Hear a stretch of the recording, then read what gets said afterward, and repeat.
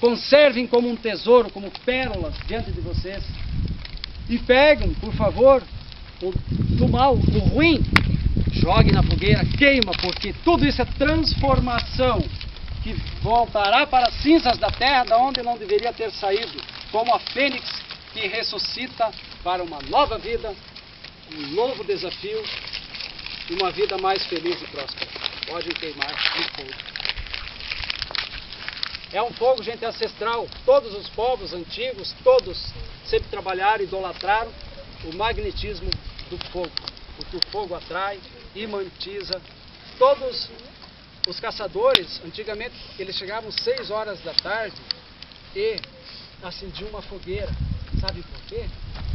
Porque eles estavam cansados. Eles ficavam meia hora, 1 hora sentados na frente daquele fogo, se imantando, recuperando as energias perdidas durante o dia.